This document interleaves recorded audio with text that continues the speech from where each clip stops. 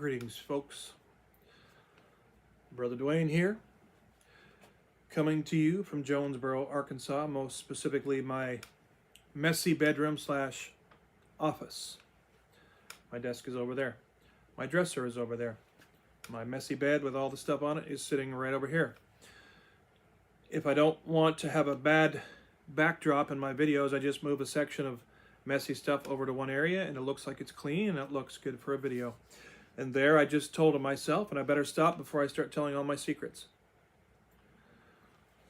Unfortunately, for those people who like juicy secrets, I don't really have any.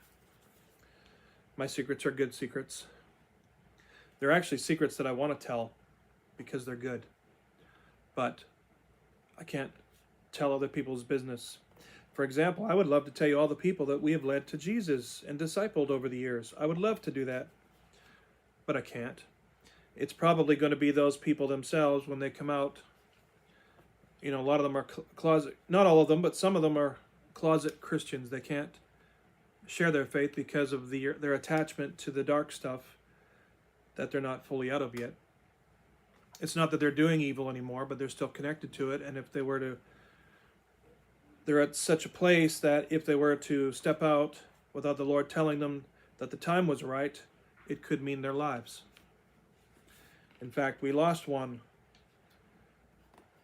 I'm trying to remember the date. Oh, it would have been Halloween 2023. We lost one that we discipled over the years. It was really sad. It breaks our hearts. But he is with the Lord. He's in the absolute best place he could ever be in. So we rejoice in that and know that we will see him again. So that's just the proof that what I'm saying is true. They can't. They're not able to come out on a public scale and say that they're believers, some of them. Some of them can, because some of them were never really connected to bad stuff. So Satan is their enemy. They don't have necessarily a group of people who are their enemy. Of course, Satanists and witches are enemies of any Christian, of course, but you know what I'm saying, I think. All right, switch gears. Stand strong devotional.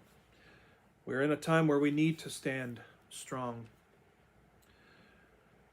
Stewards Unaware is the title here tonight. It's been a good day. Had 2 great church services today. Really felt the presence of the Lord tonight.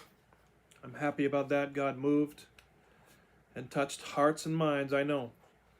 And now, after church, I was asked to preach this Thursday night coming, so I got to come up with a subject.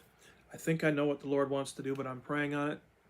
And maybe tomorrow, if I wake up hearing God teaching me things about what I should say on Thursday night's message, then I'll know that's what God wants. And it might not be what anybody thinks it will be. But I think it's something that is possibly long overdue. We'll see. Genesis 1:20 tells us,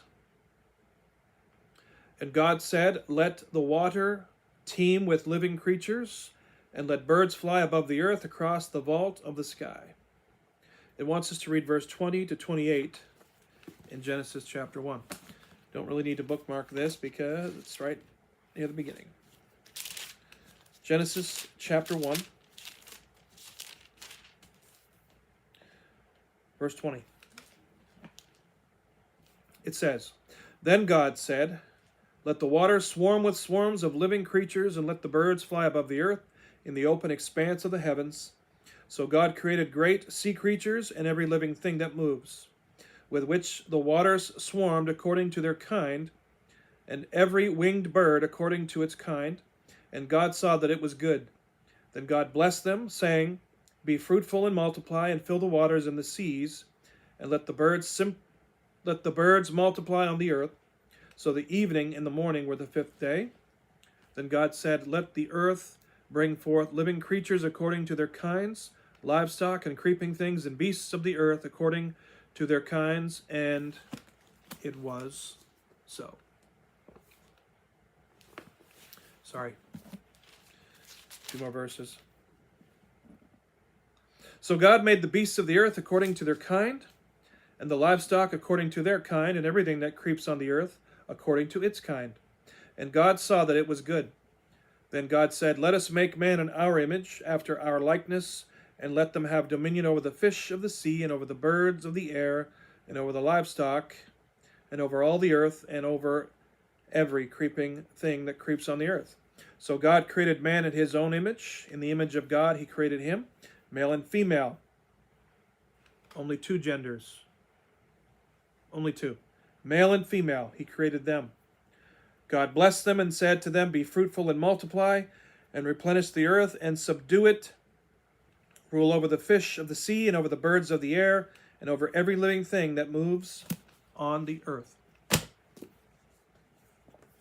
All right. Stewards unaware. Jeff Olson is our author for today's devotional. He says, "Recently I met the captain of a boat featured on Wicked Tuna." Must be a TV show. National Geographic's Channel reality TV show. The show follows the lives of bluefin tuna fishermen. Sadly, illegal practices and overfishing have seriously threatened the population of that fish. The captain told me of steps taken to protect the tuna population. When I remarked, "That's fantastic. That's a fantastic act of stewardship," he asked, "Are you religious?" Let me read it better.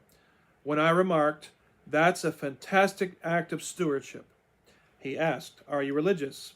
To him, stewardship was a religious word. I told the captain, I believe in a creator God who created human beings, and that we're to steward, to take care of the earth. Genesis 1:20 and then 27 to 28. I explained that even if people don't realize it, they practice stewardship because that's part of what God created us to do. The captain admitted that seeing the intricate design of the bluefin tuna sometimes makes him want to be religious.